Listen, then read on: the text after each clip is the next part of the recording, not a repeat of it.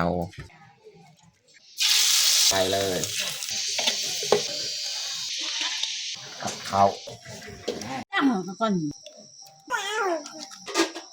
อย่าลืมกดไลค์กดแชร์และกดติดตามเด้อพี่น้อง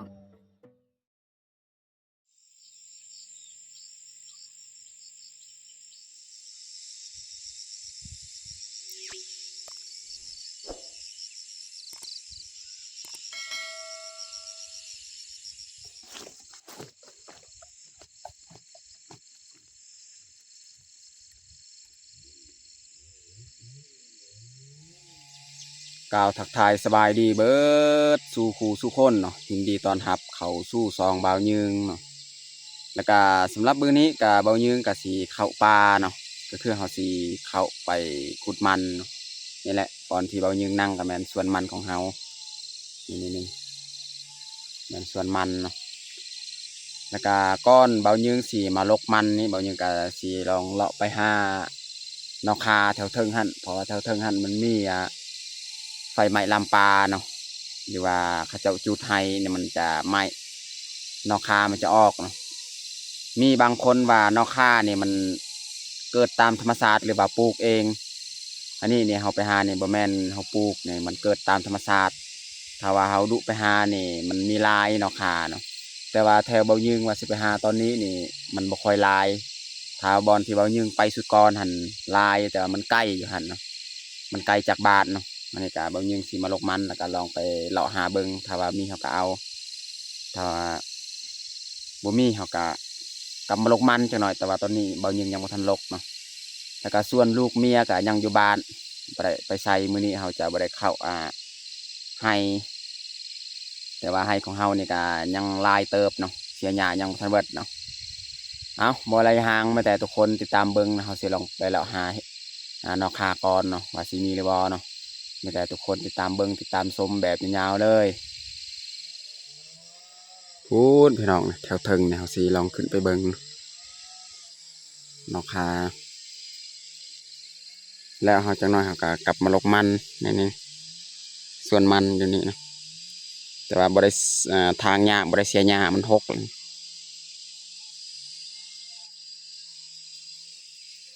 เขาสิเลาะไปหาทางนั้นพี่น้องบ่อนไฟไหม้ลำปานี่เขาก็ไปฮอดบอลไฟไหม้ลำปานี่มันเป็นป่าแคมนี่พี่น้องนี่ป่าแคมมันไหม้มันลามแล้วเราสีไปเลาะเลยเลาะเบิงว่าสีมีหรือบอเนาะคาเนาะค่อนข้างมันจะหกพี่น้องเนาะทั้งลุ่มมันเป็นป่าหญ้าคาอีกทั้งลุ่มเราก็ต้องได้เลาะไปเลยเนาะ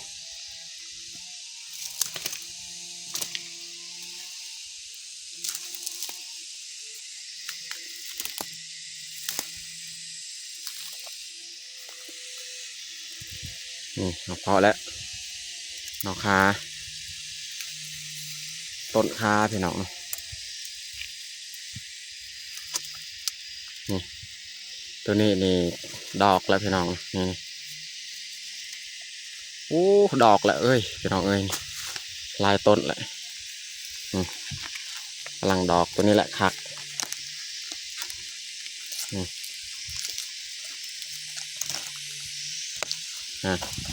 คักเอาเลยนะ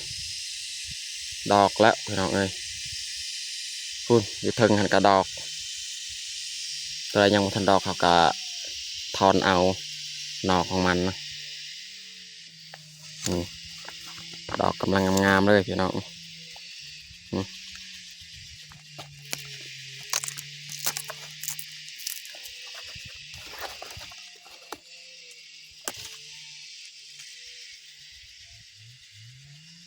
พี่น้องเบิ่งดอกนะงามๆเลยนะ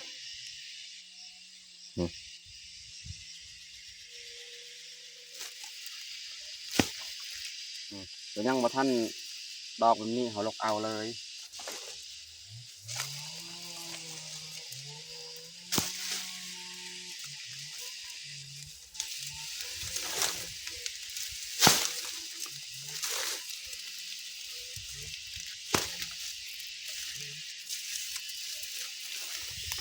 นี่เจอแล้วพี่น้องเนาะอืม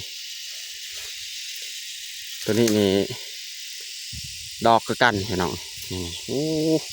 พี่น้องเบิ่งดอกอีกเถิงงามๆเลยอืมแต่ว่าต้นซุ้มนี้นี่ยังบ่ทันดอกเนาะอืมดอกมันงามพี่น้องเอ้ยตัวได้ดอกนี่เขาก็เอาดอกมันเลยนะพี่น้องเนาะอืมดอกงามๆ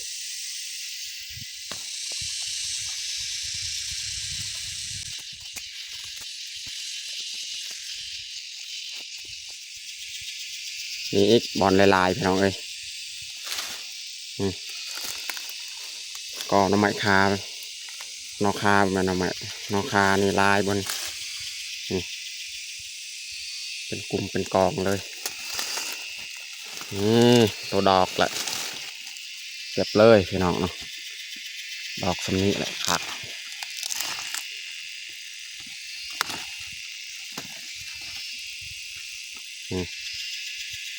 ขักงามๆ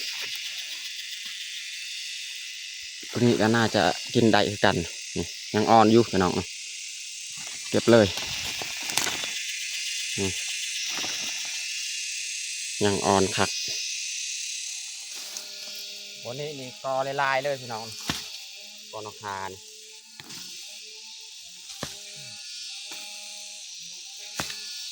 ใหญ่อีกบนนี้นี่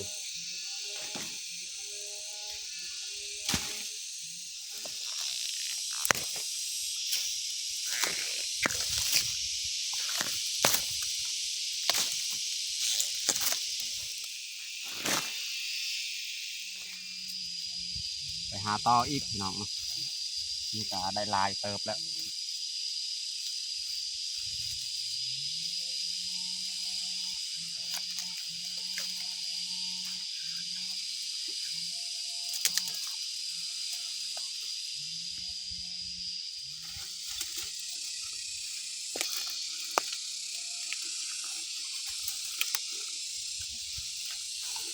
เอาเลาะไปเลยพี่น้องนี่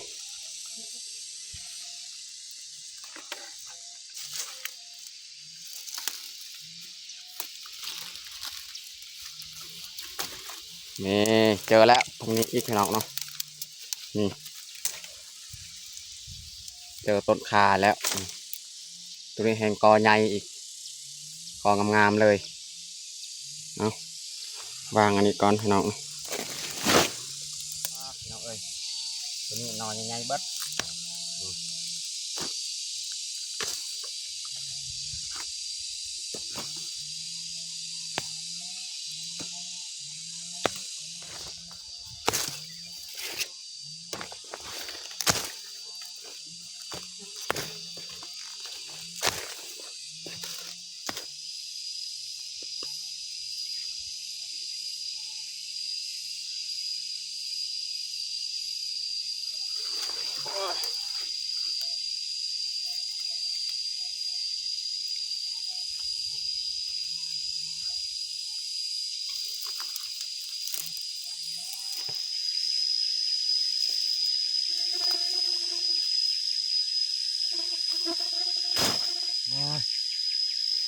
ไว้อยู่นี่แหละ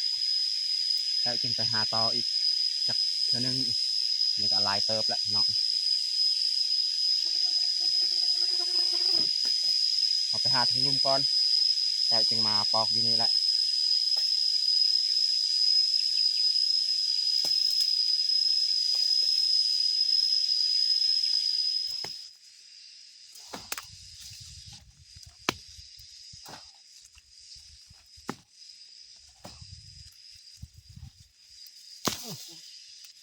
โอเคแล้วน่าจะได้แล้วทีนี้นะพี่น้อง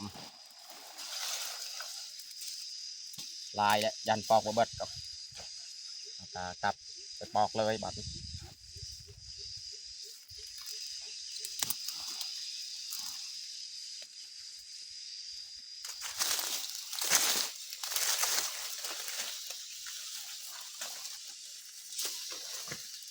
ตอนนี้เขากามาแต่ไปหาทั้งลุ่มฮะได้ประมาณนี้แหละพี่น้องเนาะทั้งลุ่มมันบ่ค่อยลายแต่ว่า เอาว่าพอแล้วสำนีเนาะยานปอกบ่เบิดเนาะพี่น้องเนาะ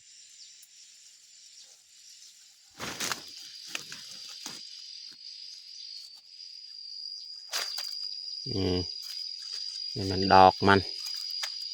เอามาเก็บเนาะแต่ว่าก็ลายเติบเลยพี่น้องเนาะราคาเนี่ยบ่ฮู้ว่าสิปอกเบิดหรือบ่พี่น้องเบิ่งลายขนาดเลย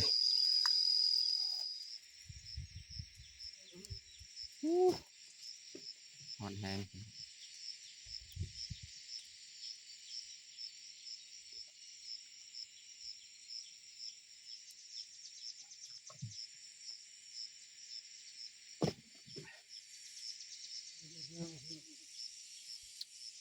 เอาโอเคพี่น้องพี่เริ่มปอก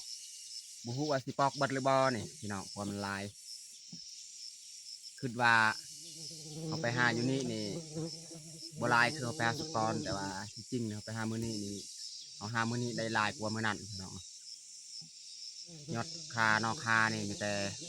นอใหญ่ๆเลยยาวๆพี่น้องมีดอกอีกเนาะเอาก็สิปอกเลยพี่น้องเนาะ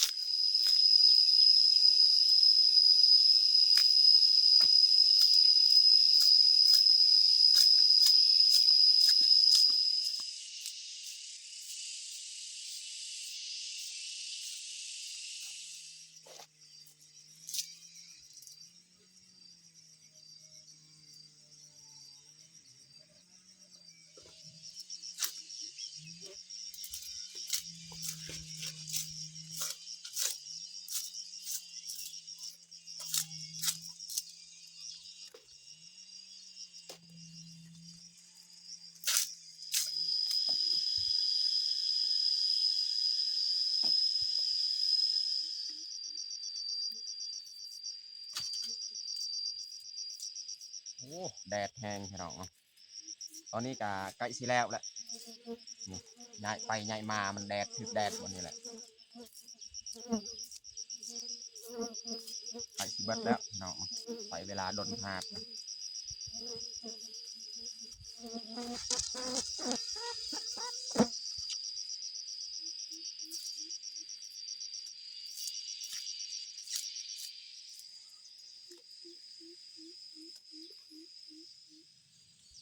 ตอนนี้ก็เรียบร้อยพี่น้องเนาะเขาปอกเนาะอันนี้แมนดอกของมันดอกนอคาพี่น้องเนาะแล้วก็นี่แมนนอที่เขาปอกสำเร็จเรียบร้อยเนาะแล้วก็มีหัวนี่เขาเอานี่หัวอ่อนๆนี่ถือว่าสำเร็จเขาปอกเนาะใส่เวลาดนขนาด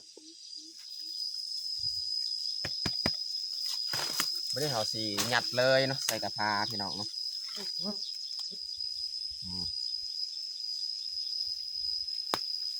ได้ซ้ำเขาไปหามือนั่นแหละลายเติบคือกันพี่น้องเนาะ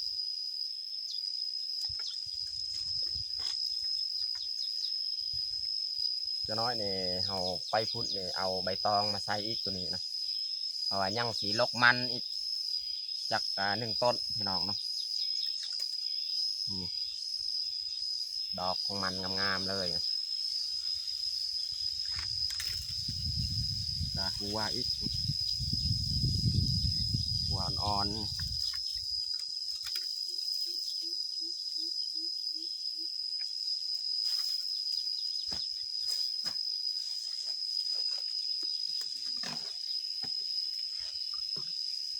โอเคพี่น้องเขาสีกลับไปลกมันแล้วจึงกลับบ้าน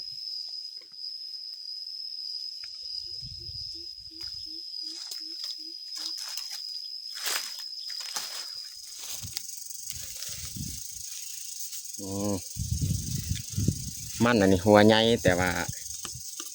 นูกินแต่ว่านูบ่กินหลายหัว นี่เป็นหนูกัดกิน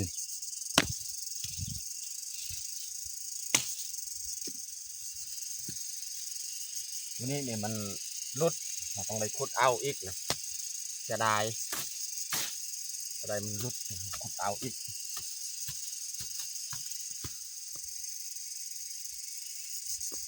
นี่หัวใหญ่ๆขุดเอา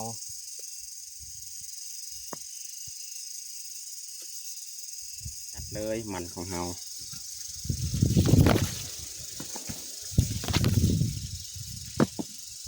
เขาลกกับบัวลายต้นหนึ่งเขาลก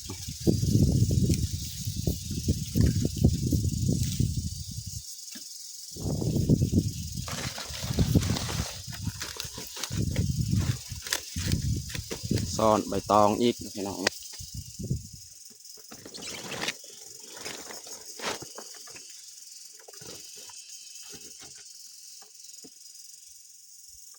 นี่ดอกมันอีก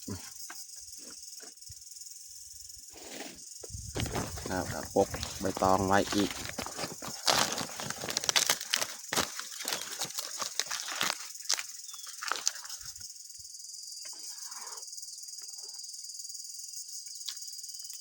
โอเคลกมันก็เรียบร้อยอันนี้ที่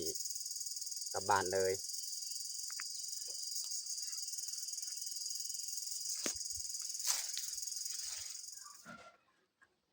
ตอนนี้เขากามาฮอดบ้านเนาะนี่จะเอาออกเลยเนาะ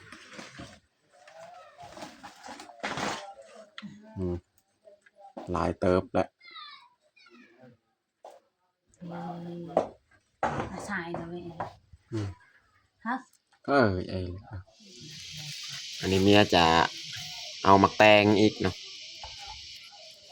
มาแตงที่เมียลงมาเก็บเมื่อกี้แหละ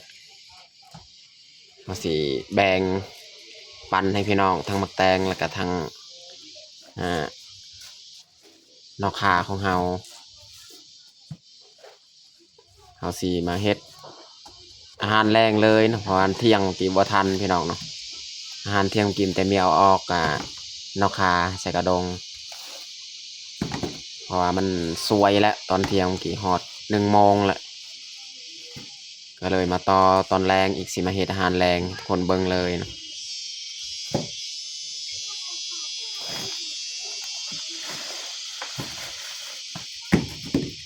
สลีมักแตง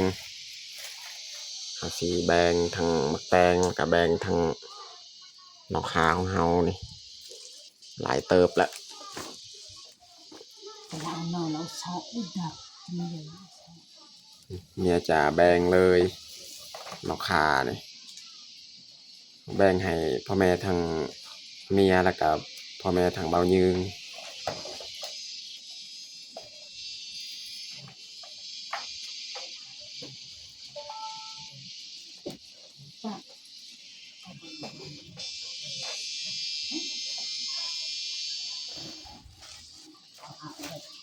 ในกระสอบหันมักแตงแล้วเขาหยัดอันนี้เมียจะยัดเอาไปให้พ่อแม่ทางเมียอีก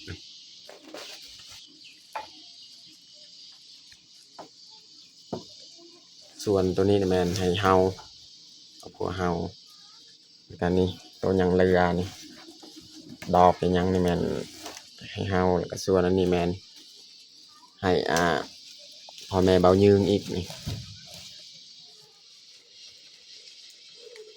เมียเอาไปให้เลย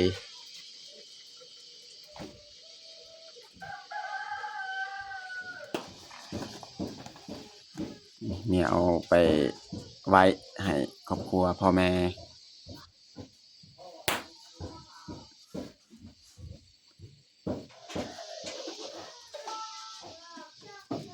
ตอนนี้ก็เรียบร้อยเมียแบ่ง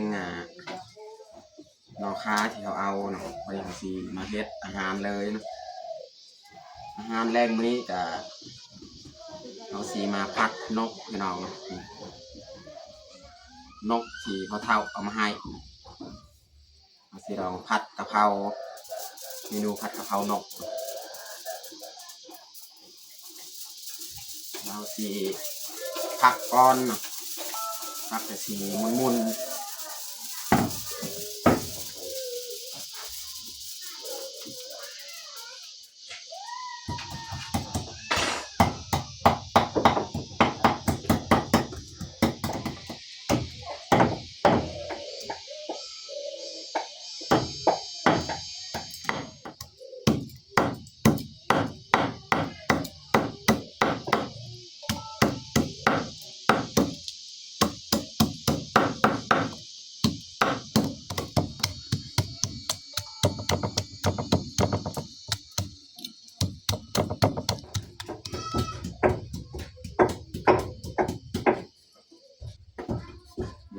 เอาละเนาะให้เขาสีเตรียมตั้มเครื่องปรุงพี่น้องเนาะ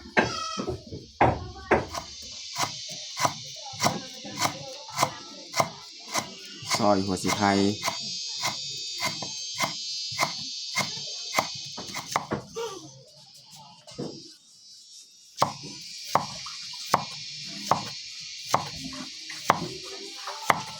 ก็ในราวละก็เลยอาจจะไป ซอยหอมแดง ตาจังมีวอดหมดตรงหาเขาว่า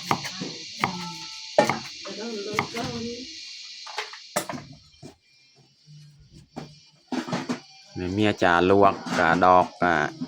นอคานี่เขาจะต้มดอกนอคาก่อนวันนี้เขาจะผัดน้ำลังอีกหน่อย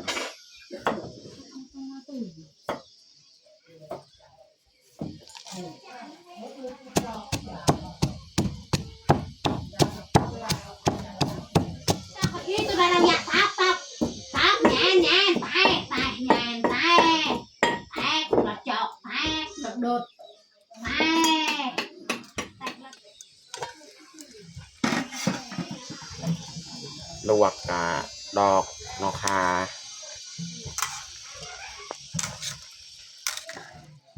นี่เขาจะลิใบเลยเนาะกะเพรา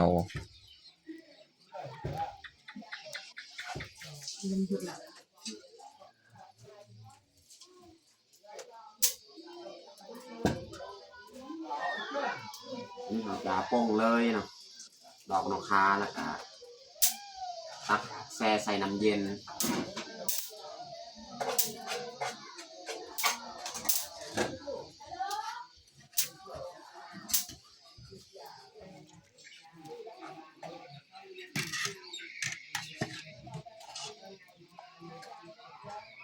ใส่ไว้ใส่น้ำเย็นเลยพี่น้องวันนี้เขาสีเริ่มผัดเลยพี่น้องใส่น้ำมัน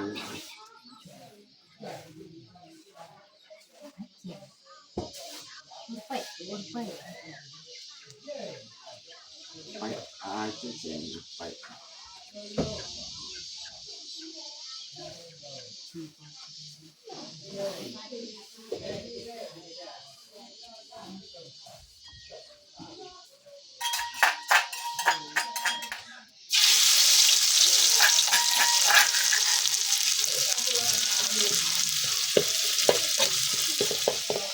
ในของพวก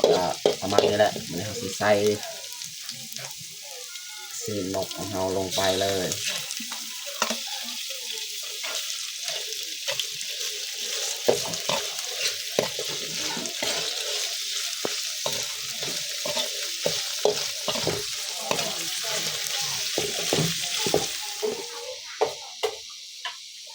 นี่เราจะมาปรุง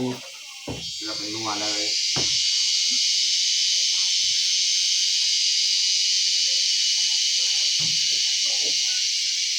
ใส่นัวใส่หอมแดงใส่หัวขาอ่อน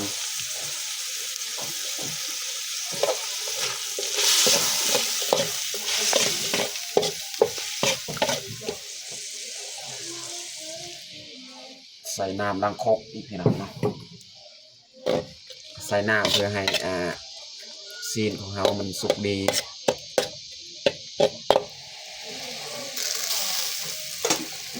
ก็ได้เราจะใส่ลูกโดดอีกเนาะใส่พริกน้อยพี่น้องเนาะ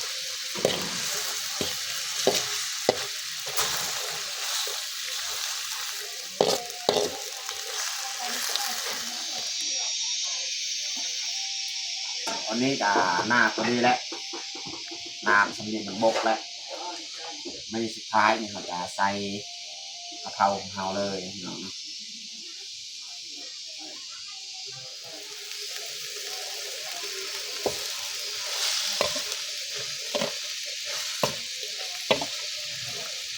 ผัดกะเพรานกพี่น้องเนาะ ครั้งแรกเบาหนึ่งเห็ดผัดกะเพรานกผ่านมาบ่เคยเห็ดก็มันเฮาบ่เคยได้นกก็เลยบ่มีเวลาบ่มีโอกาสได้เห็ดไปเนาะผัดกะเพรานูนี่มีหลายครั้งแล้วเห็ด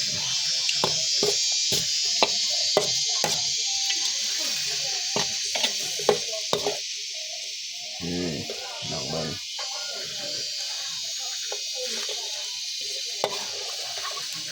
หอมๆเลย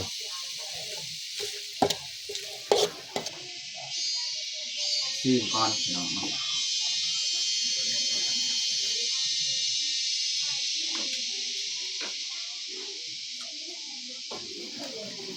พอดีแล้วพี่น้องเกลือนัวกับพอดีเอาเรียบร้อยพี่น้อง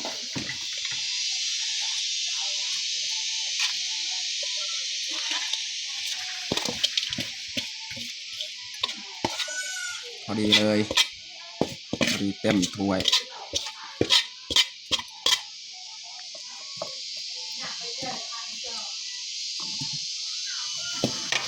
เรียบร้อยพี่น้องผัดกะเพรานกกับข้าวพี่น้องนี่ข้าวจะบ่ได้ไหมนะพี่น้องนะของปรุงใส่หม้อนี่บางคนคอมเมนต์ให้เบายืงมาบอกวิธีเฮ็ดวิธีหุงกับเขาก็ใส่น้ำประมาณเอาและสัมพอดีข้าวแล้วก็ใส่น้ำประมาณใส่น้ำใส่ไฟอ่อนๆพี่น้องนะ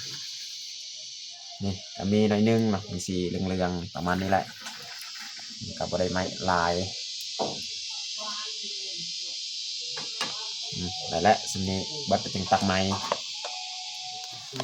ปรุงแจวพี่น้องแจวน้ำปลาใส่กระเทียมใส่พริกนี่เอาหั่นแล้วก็มาใส่น้ำปลาตอนนี้ก็เรียบร้อยแต่งข้าวของเฮาผัดกะเพรานกเนาะแล้วก็ลวกกะดอกกะนอคานี่แล้วก็มีแจวพี่น้องแจวน้ำปลาแล้วก็ข้าวพี่น้องยาฟ้าวน้องพลอย คนถ่ายเราโดยปลาเดา ข้าวเจ้าเนาะสำหรับอาหารแรงของเฮาก็ประมาณนี้แหละพี่น้องเนาะตอนนี้ก็เรียบร้อยเฮาแต่งข้าวของเฮาแต่เฮาจะลงมือกินข้าวแรงเลยเอามาทุกคนมากินข้าวแรงนำกันเอาน้องพลอยลุงป้ามากินข้าวมาไม่กินเขาเทียงลุงทัน ข้าวแรงเบาอีก เขาแรง งาน เอามาไม่กินเขาเอามาม่าทุกคนมากินข้าวแรงน้ำกัน จ้าเย้น้องพลอยนี่FC มากินข้าวแต่ละครั้งนี่เบาผิดตลอด โอเลยอะไรกันละยี่หาบ ทำไมตำมาเนี่ยดองเปล่าเนาะอย่าดองเปล่าเนาะอย่าดองเปล่าอะไรนั่นน้อย บวกเลยก็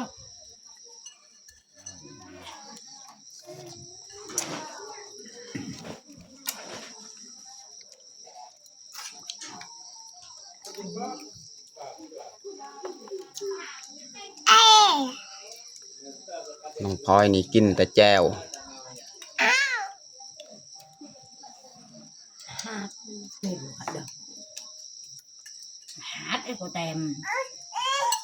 เดี๋ยวสั่ง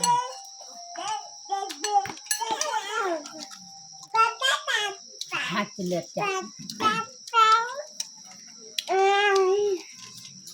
จ้าเนี่ยได้กันมีกระกะ